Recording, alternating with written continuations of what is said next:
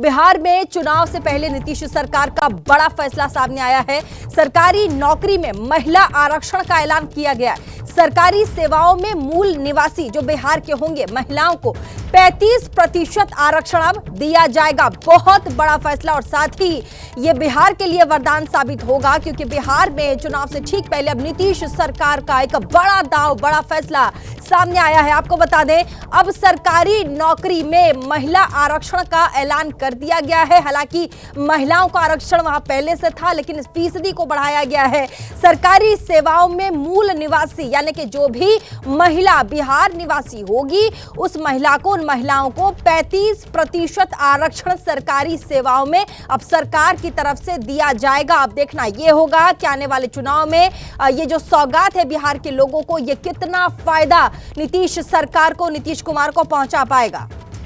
हमारे साथ इसी खबर पर हमारी संवाददाता निधि जुड़ गई है। निधि, बहुत बड़ा फैसला और ये बिहार के लिए वरदान साबित होगा। 35% आरक्षण महिलाओं को सरकारी सेवाओं में। बिल्कुल, देखिए ये सबसे बड़ी खबर है चुनाव से ठीक पहले, जब 43 एजेंडों पर आज मुहर लगी है, जिसमें सबसे बड़ा एजेंडा ये है कि बिहार की महिलाओं को सभी सरकारी नौकरियों में 35% का सीधा आरक्षण मिलेगा। और इसके लिए अनिवार्य ये है कि जिनकी भी नौकरी होगी उनको बिहार का मूल निवासी रहना होगा। हालांकि आपको बता दें कि इससे पहले भी बिहार में 33% आरक्षण महिलाओं को था, लेकिन चूंकि लंबे समय से ये मांग उठ रही थी कि बिहार के बाहर की महिलाओं को यहाँ पर नौकरी मिलती है और ऐसे में यहाँ की महिलाएं सरकारी नौकरी की सेवाओं से वंचित रह जाती है। और ऐसे में अब ये बड़ा निर्णय ये आया है कि बिहार में, चूंकि मैं आपको बता दूं प्रीति की बिहार में वैसे भी महिलाओं की आबादी लगभग आधी आबादी है, 49% यहाँ महिलाओं की आबादी। और ऐसे में खास तौर पर ये महिलाओं को ध्यान में रखते हुए ये फैसला, बड़ा फैसला नीतीश सरकार का कैबिनेट में आज जिस एजेंडे पर मुहर लगी है, जिन 43 एजेंडों में, उसमें ये एक सबसे बड़ा फैसला है कि 35%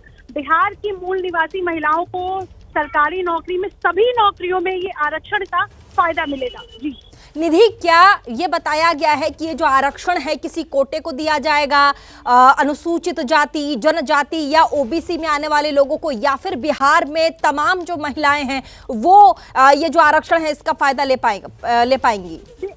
देखिए, रिजर्व कैटेगरी का जो पहले से नियम तय है वो नियम पहले से रहेगा। लेकिन ये बात मैं स्पष्ट कर दूं कि ये जो आरक्षण महिलाओं को मिला है, इसमें किसी भी मतलब बिहार की सामान्य वर्ग की महिलाएं भी इस 35% आरक्षण का फायदा उठा सकती हैं। ठीक है निधि, हमारे साथ बने रहिए। हमारे साथ जेडीयू के प्रवक्ता अभिषेक झा हमारे साथ फोन लाइन पर जुड़ चुके हैं, जल्दी से उनका रुख कर लेंगे। निधि, अभिषेक, ये बहुत बड़ा फैसला नीतीश सरकार की तरफ से लिया गया है। लगातार सरकार से बिहार में ये मांग किया जा रहा था। पिछले कई सालों को अगर देखें तो ये प्रोटेस्ट और प्रदर्शन करके कहा जा रहा था कि वहां की जो मूल महिलाएं हैं, कम से कम उन्हें आरक्षण देकर आगे कीजिए। बाहर की महिलाएं आकर वहां नौकरी करती हैं, वो महिलाएं पीछे रह जाती हैं। अभिषेक, क्या ये मील का पत्थर बिहार के इतिहास में होने वाला है?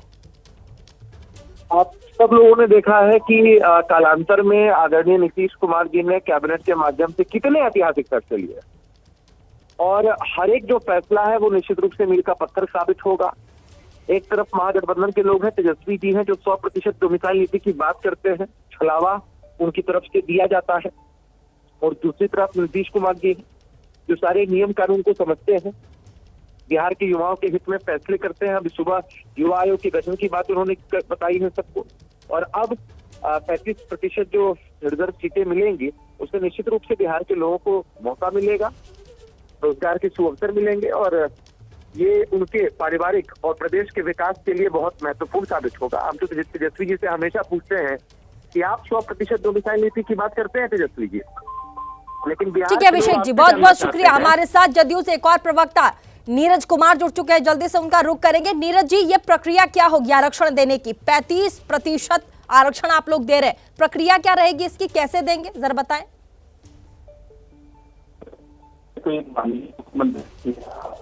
देश के पूर्व राष्ट्रपति प्रतिभा पाटिल ने कहा था कि बिहार महिला सशक्तिकरण का रोल मॉडल है। तो आज जो कैबिनेट ने जो तय किया कि 35% बिहारी के बेटियों को सरकारी सेवा में आरक्षण दिया जाएगा, उसमें हर जाति धर्म की बेटी, जो डॉक्टर राम मनोहर लोहिया कहते थे कि महिलाएं जाति की नहीं है, महिलाएं एक पिछड़ा हुआ समाज का अंग है।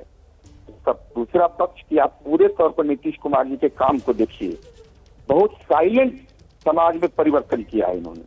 पहले उसकी माँ को घर से निकाला पंचायती राज में, फिर बेटियों को पढ़ने की सुविधा दी, साइकिल की सुविधा दी, दुनिया रिसर्च किया हार्वर्ड यूनिवर्सिटी पर।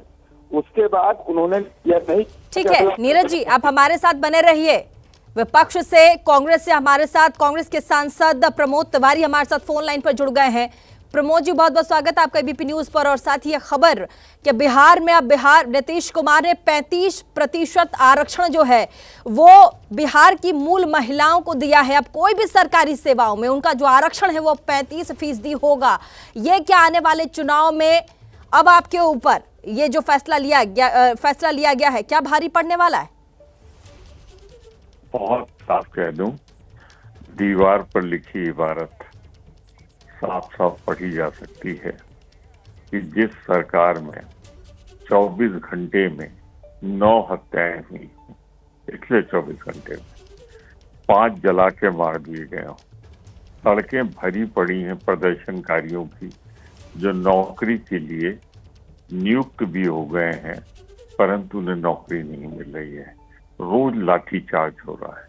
तो जब नौकरी है नहीं तो इस आरक्षण का मतलब क्या होगा? और फिर नियत जो है जनता समझती है कि इतने दिनों से 15-20 साल से नीतीश जी हैं, तब उन्हें होश नहीं आया। ये जब 24 घंटे में 9 हत्याएं हो रही हैं तो ध्यान बांटने के लिए आपने आरक्षण किया है। मैं सिर्फ इतना कह सकता हूँ, जब ठीक है प्रमोद जी, आपका रुख करूंगी मैं। हमारे साथ आरजेडी से नेता हैं मृत्युंजय, वो भी हमारे साथ जुड़ चुके हैं बिहार से। मृत्युंजय जी, स्वागत है आपका। साथ ही इतना बड़ा फैसला बिहार के इतिहास में लिया गया, बिहार की मूल जो महिलाएं होंगी अब उनको 35% का आरक्षण सीधे बिहार सरकार दे रही है। विधानसभा चुनाव है, कितना असर डालेगी ये? आप लोग कह रहे थे कि देखिए बिहार में बिहार की महिलाओं की क्या इज्जत है और किस तरीके से सरकारी सेवाओं से उनको बाहर किया गया। अब तो दे दिया इन लोगों ने। सरकार की बात आप ही बोलिएगा तो हम क्या बोलेंगे, जरा सुन। बोलिए। हम सरकार की बात नहीं कर रहे हैं सर, बताइए, सवाल पूछ रहे हैं। कह रहे हैं कि अब सरकार की विदाई का समय है, ये चुनावी घोषणा है। श्री तेजस्वी यादव जी ने जब अपना ब्लूप्रिंट रखा बिहार की जनता के सामने कि हमारी सरकार बनेगी तो हम माई बहन मान योजना में 2500 रुपये देंगे, हम पेंशन को 400 से बढ़ाकर 1500 रुपया करेंगे, तो सरकार तो पूरी तरह से विदाई का समय आ गया है। तो अब बौखलाई हुई है, अब सरकार को लग रहा है कि हार निश्चित दिख रही है तो घोषणा कर रही है, चुनावी घोषणा है। ये सरकार न 9 मन तेल रहेगा न राधा नाचेगी। माताओं बहनों के लिए तेजस्वी जी ने जो ब्लूप्रिंट रोड मैप किया है, ये तेजस्वी जी के दबाव का असर है कि सरकार लगातार जो तेजस्वी जी कह रहे थे वो सब करते जा रही है। लेकिन ये सरकार को मौका मिलना है नहीं, जनता ऊब चुकी है। देख रहे हैं क्राइम आउट ऑफ कंट्रोल है, क्राइम से बिहार कराह रहा है। 20 वर्षों से क्या किया? जब सरकार के जाने का समय आया तब ये लॉलीपॉप दिखा रहे हैं। ये सिर्फ चुनावी घोषणा है। अब सबको पता है 1-2 महीने के अंदर तो यहाँ आचार संहिता लगना है। लेकिन मृत्युंजय जी, जो भी हो, फायदा तो बिहार की महिलाओं को मिल गया ना। 35% का फायदा तो बिहार की महिलाओं को मिल गया।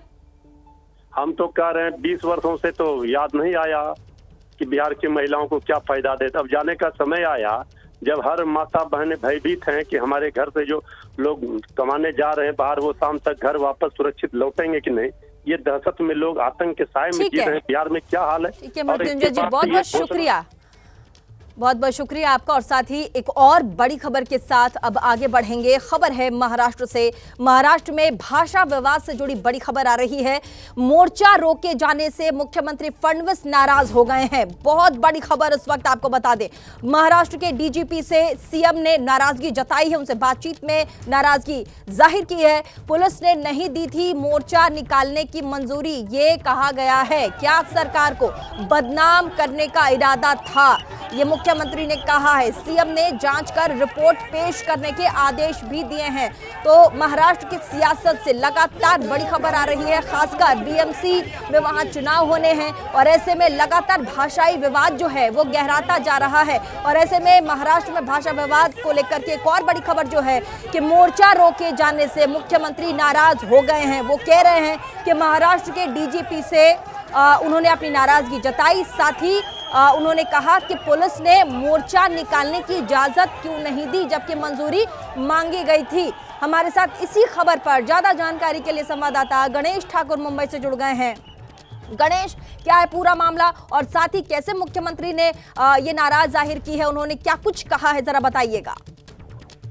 जी देखिए, इस मुद्दे पर सरकार की बड़ी किरकिरी हो रही है क्योंकि कुछ दिनों पहले इसी मीरा रोड परिसर में एमएनएस द्वारा एक दुकानदार को पीटे जाने के बाद में गुजराती, मारवाड़ी और उत्तर भारतीय के लोगों का एक मोर्चा निकला था जिसको बीजेपी की तरफ से ताकत मिली थी।